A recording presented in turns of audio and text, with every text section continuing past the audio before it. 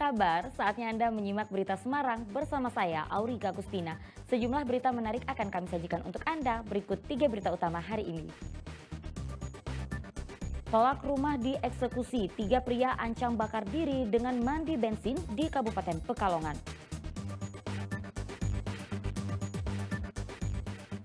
Pasokan menipis, harga cabai rawit di Kabupaten Tegal naik nyaris 2 kali lipat.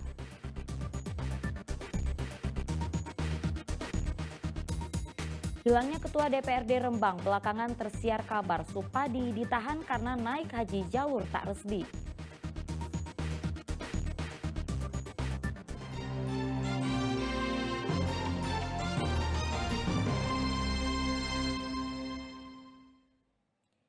Informasi pertama, eksekusi rumah di Kabupaten Pekalongan sempat diwarnai ancaman bakar diri. Pemenang lelang bahkan sempat dianiaya 3 pria yang tinggal di rumah tersebut.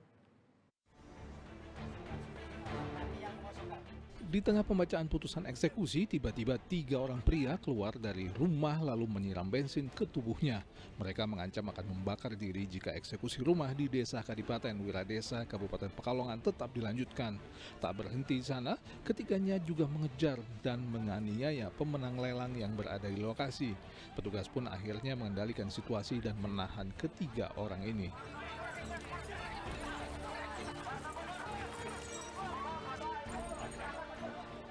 Kasus sengketa berawal saat pemilik rumah mengajukan pinjaman ke Bank Pundi pada tahun 2016 silam. Bank ini mengalami pilot dan kemudian nasabah diambil alih ke bank lain. Saat itulah tanah dan bangunan yang jadi jaminan kemudian dilelang pada tahun 2018. Proses eksekusi rumah pun akhirnya dilanjutkan.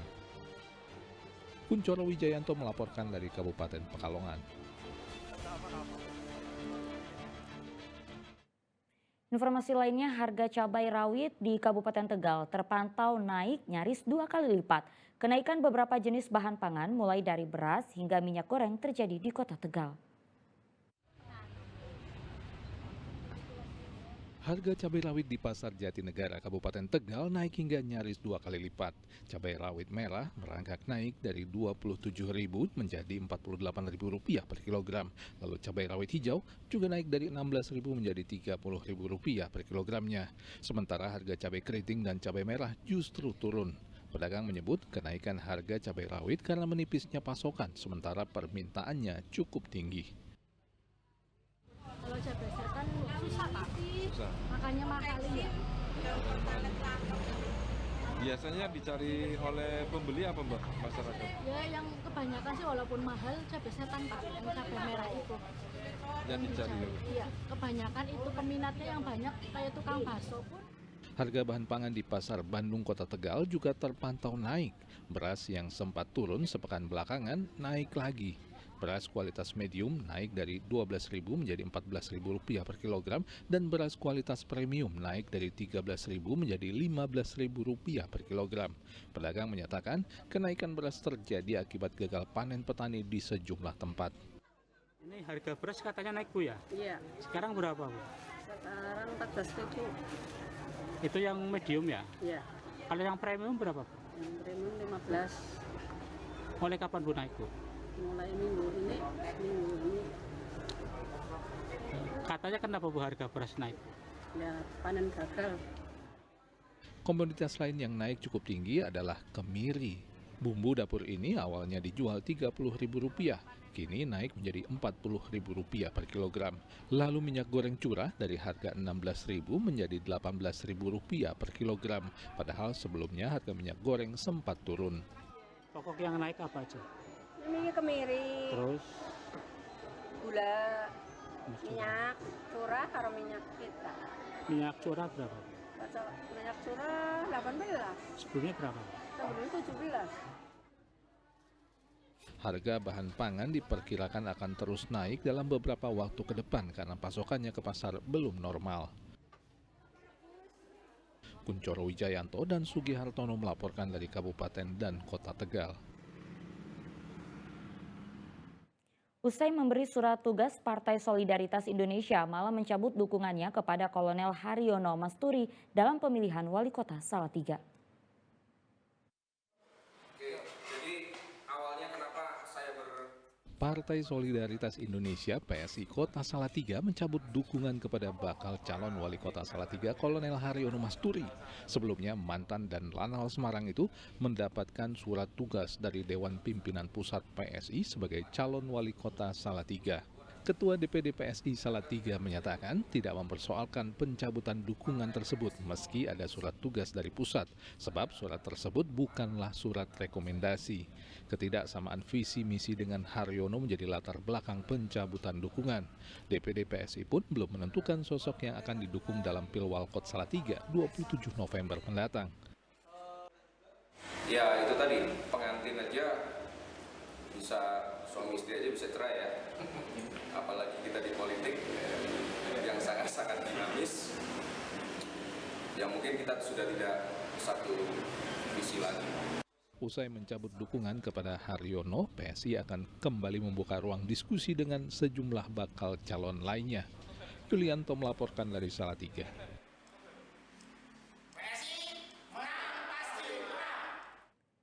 Sementara dukungan untuk salah satu kandidat calon gubernur Jawa Tengah kini datang dari Banyumas. Warga mendeklarasikan dukungan kepada Joko Suranto, pria yang dijuluki sebagai Crazy Rich asal Grobogan. Deklarasi disampaikan langsung pendukung Joko Suranto di hadapan warga Banyumas. Mereka menilai pria yang dikenal dermawan itu pantas maju sebagai calon gubernur Jawa Tengah. Joko dinilai pantas memimpin Jawa Tengah karena pernah memperbaiki jalan rusak di Grobogan dengan menggunakan dana pribadinya senilai 2 miliar rupiah. Joko Suranto telah mendaftarkan diri sebagai bakal calon gubernur Jawa Tengah melalui Partai Solidaritas Indonesia. Saat ini ia terus mencari dukungan dari partai lainnya. Yang diharapkan dan diberikan ke banyak, karena Pak Joko itu menurut kami itu adalah orang yang hari ini paling ikhlas. Kenapa paling ikhlas? Karena beliau itu kan bukan pejabat publik, bukan kader partai, tapi beliau sudah melakukan aksi nyata terhadap wilayahnya, daerahnya. Beliau kan asli Grobogan, sudah bangun jalan itu banyak sekali Bu di sana, bisa dicek sendiri nanti. Dan nggak cuma satu ruas jalan, banyak yang dibantu juga, masyarakat pun juga dibantu juga sama beliau dengan dana pribadi. Nah makanya kita melihat beliau itu adalah orang yang ikhlas. Ya, menjelang Pilkada serentak 2024, kondisi keamanan di Jawa Tengah relatif terjaga baik. Hal itu diungkapkan Kapolda Selasa lalu.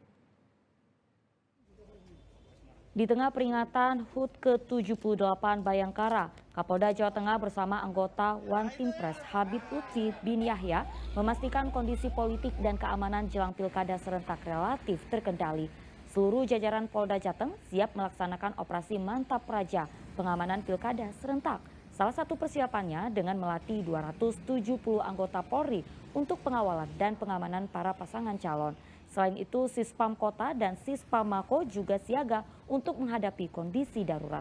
Polda Jateng telah memetakan daerah berdasarkan tingkat kerawanan. Nantinya di daerah rawan 1 polisi menjaga 1 TPS.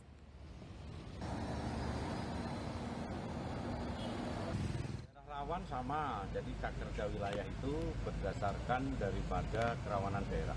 1 rawan, kemudian kurang rawan dan aman. Kalau daerah rawan 1 TPS, 3 TPS, 3 anggota Polri. Kalau daerah aman, masyarakatnya sudah mengerti terkait dengan ketertiban daripada masyarakat, sehingga 3 TPS cukup 1 anggota Polri.